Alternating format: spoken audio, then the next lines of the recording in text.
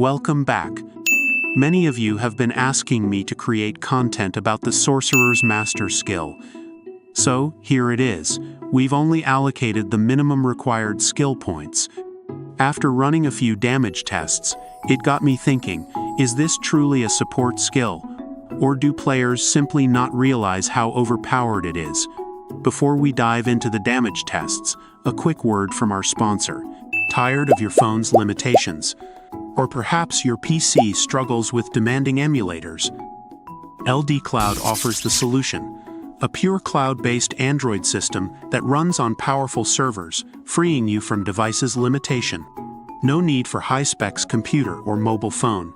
Your game will be installed on their server, not on your device. You can run multiple apps and games simultaneously with no problem.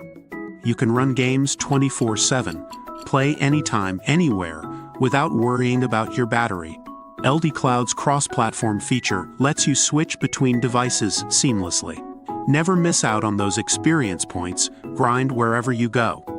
Try it, register now. Let's take a closer look at the master skill so we can understand how it works. Empowerment is an AoE skill. At max level, it transfers 15% of your own stats to up to 5 party members within 4 meters. Please note, however, that this skill doesn't affect other Sage jobs, which means in order to maximize this skill, you should only have one Sorcerer in your party. This effect lasts for 30 seconds and expires if a party member moves more than 15 meters away from the Sorcerer. Wise Discipline skill reduces the cooldown of the Empowerment skill.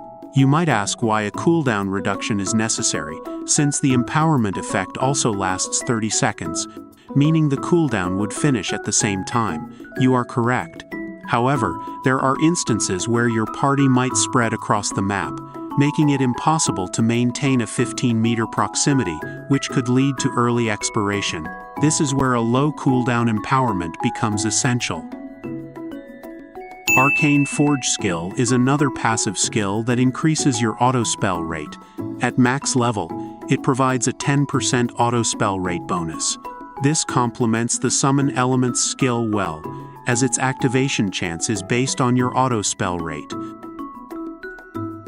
The fourth skill, Summon Elements, is the most crucial skill on this list. This skill grants an auto-spell effect to your teammates who have the Empowerment buff, effectively making them an extension of your auto attacks. And, in my opinion, this is where the skill becomes overpowered. I've done a few tests to see how this skill works. But, before we get into the tests, let me break down the logic of this skill set as I understand it, so that we know how to level it up.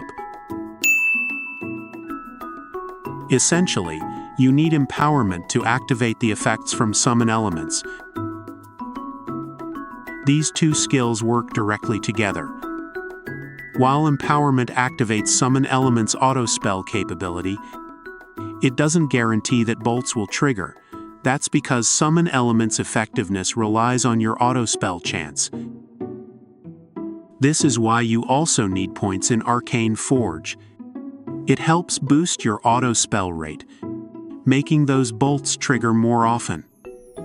Then, Wise Discipline comes into play by lowering Empowerment's cooldown, letting you use it more frequently. As a bonus, Wise Discipline also gives you Magic Evasion, which is a great defensive upgrade, especially if you're using a Magic Rod. So, the question comes up, should you leave Empowerment at level 3? Well, it's a yes and no situation. Higher levels of Empowerment grant attack speed, which further increases the proc rate of the auto-spell from Summon Elements. Furthermore, think about your party. If you don't regularly play with characters who already have high attack speed, like ADL hunters or assassins, you can actually help increase their damage output by boosting their attack speed with higher levels of your Empowerment skill. Now that we've covered how these skills synergize, let's dive into the actual tests. During the video recording, my allocated skill points were 3 for Empowerment, 1 for Wise Discipline, 5 for Arcane Forge, and 1 for Summon Elements. As you can see, my bard effortlessly triggers lightning bolts, and this is with just level 1 summon elements. But the effectiveness doesn't stop there. This skill set is beneficial not only for players but also for mercenary cats. In the video, I had my party member attack the training dummy, prompting their mercenary cats to join the attack. I then cast empowerment specifically on the cats to test its effect. The blue aura, the visual cue for the empowerment buff, appeared on them, and shortly after, they began triggering lightning bolts. So, what are my overall thoughts on this skill? If you haven't reached job level 60 yet, or if you're deciding between this skill and the second master skill related to the poison element, I strongly recommend choosing this one. Here's why. This master skill set is remarkably effective because it doesn't require a complete build change. While other master skills are undoubtedly powerful, they often need significant investment to fit new builds. Furthermore, the true power of this skill became clear when I realized the lightning bolt damage scales with my own stats, not my teammates'. Initially, I assumed the damage came from their stats since basing it on the sorcerer's stats seemed somehow unbalanced. However, my tests revealed that the damage output was consistent with my own damage. Essentially, this first master skill acts as an extension of our existing builds.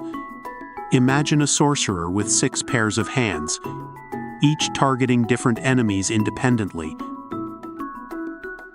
To maximize this skill's potential, simply focus on increasing your own damage, as all triggered lightning bolts will reflect your stats. Alright, that wraps up today's deep dive into the Sorcerer's Master skill.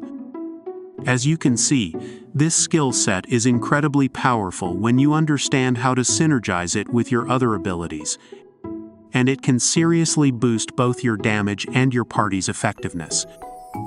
If you're still deciding between master skills, I highly recommend giving this one a try.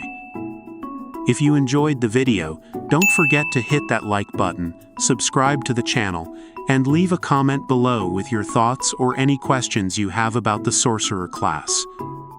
I'd love to hear your experiences and whether this skill has been as game-changing for you as it has been for me.